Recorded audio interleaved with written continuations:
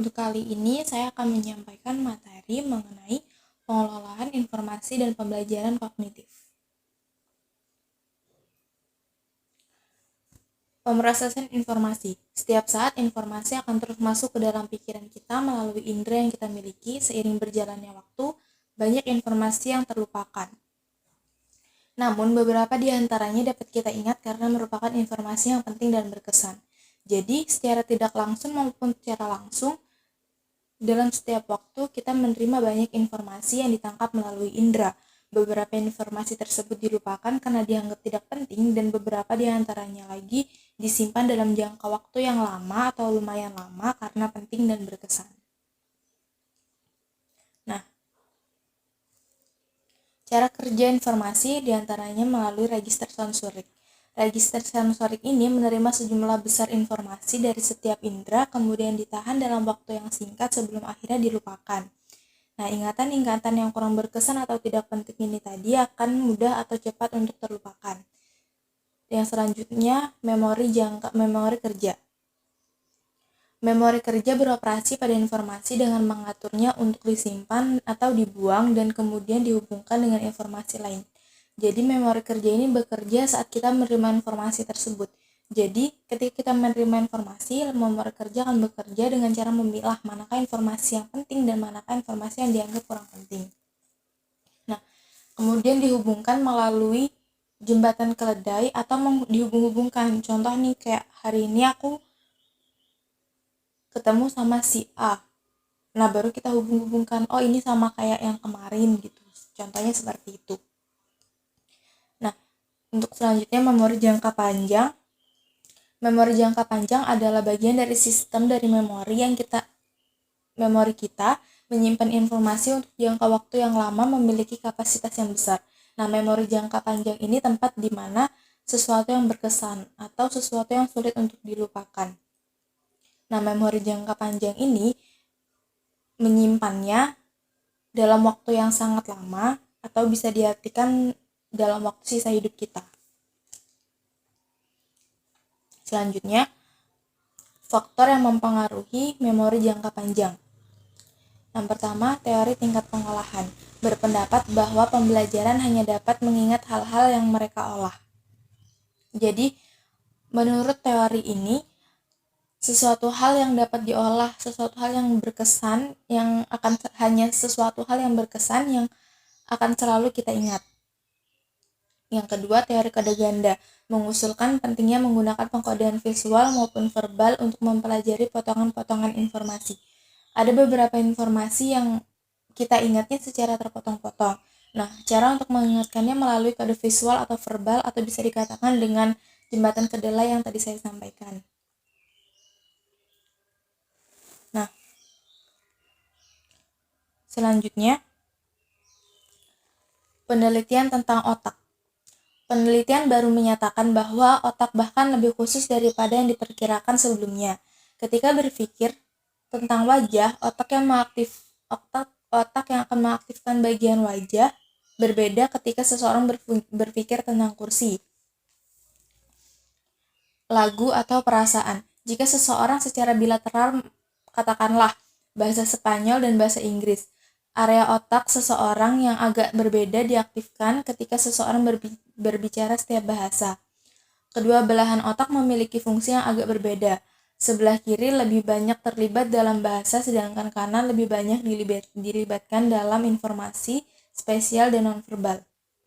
Nah, ketika seorang berpikir tentang sesuatu, maka belahan otak yang lain akan terbuka.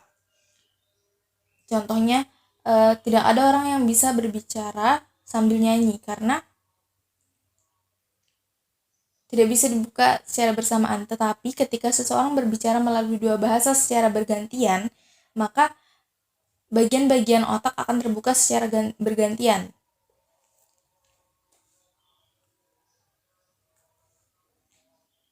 Penyebab hilangnya ingatan.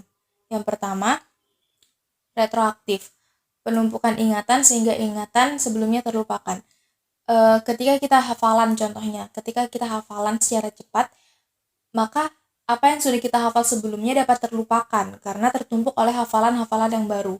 Yang kedua, proaktif. hilangnya konsentrasi yang membuat seseorang melupakan sesuatu karena adanya gangguan. Contoh ketika kita sedang melakukan sesuatu, lalu ada yang mengajak kita mengobrol, seringkali kita melupakan apa yang sedang akan kita lakukan. Nah, kenapa hal itu bisa terjadi? Karena konsentrasi kita terhadap hal tersebut terpecahkan oleh sesuatu yang baru datang atau mengganggu kita tadi. Selanjutnya, sesuatu yang berkesan cenderung mudah diingat. Sesuatu yang berkesan tentunya akan mudah diingat karena melibatkan rasa. Suatu informasi yang berkesan akan disimpan dalam jangka waktu yang panjang. Ketika sesuatu melibatkan perasaan atau berkesan berkenan, maka sesuatu itu akan cenderung kita ingat lebih lama. Contohnya sesuatu yang melibatkan emosional, kayak emosional marah, gembira. Hal-hal tersebut akan diingat lebih lama karena berkesan dalam hati kita. Bahkan beberapa memori tersebut dapat kita ingat dalam sisa hidup kita.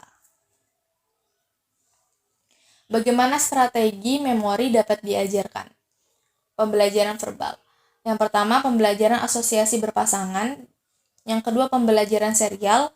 Yang ketiga, pembelajaran mengingat bebas. Pembelajaran asosiasi berpasangan adalah contohnya pembelajaran berkelompok, di mana dalam satu kelompok diisi oleh 2 atau 3 orang. Pembelajaran serial, yaitu mengurutkan, di mana kita mengingat sesuatu secara terurut. Contohnya seperti hafalan surah-surah pendek, kan itu kita ingatnya secara berurut tuh, ayat 1, ayat 2, dan ayat 3, dan seterusnya. Nah, pembelajaran mengingat bebas. Pembelajaran mengingat bebas itu kita mengingat tidak berurutan, dalam artian mana yang kita ingat baru kita kait-kaitkan. Jadi, secara tidak langsung kita mengingat secara acak. Dapat diartikan, pembelajaran mengingat bebas ini pembelajaran mengingat secara acak, dalam artian tidak urut. Bagaimana keterampilan kognitif membantu siswa belajar? Keterampilan kognitif membantu siswa belajar dalam mengendalikan dan mengefektivitas dalam menggunakan proses berpikir siswa sendiri.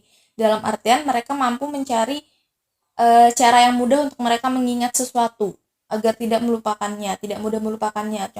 Contohlah sesuatu yang berkesan. Jika sesuatu yang kita ajarkan berkesan kepada siswa tersebut, maka siswa tersebut dapat dikatakan akan lebih mudah mengingatnya. Yang selanjutnya, strategi belajar yang membantu siswa belajar. Yang pertama, latihan, dan yang kedua, membutuhkan catatan. Nah, latihan yang seringkali diulang-ulang akan membekas juga dalam memori siswa tersebut sehingga akan mudah diingat. Nah, yang selanjutnya, membuat catatan. Membuat catatan dalam artian ketika kita menerangkan sesuatu, siswa tersebut akan menyatat, dan ketika siswa tersebut lupa, maka siswa tersebut dapat membuka catatan tersebut. Sekian dari saya, kurang dan lebihnya mohon maaf. Wassalamualaikum warahmatullahi wabarakatuh.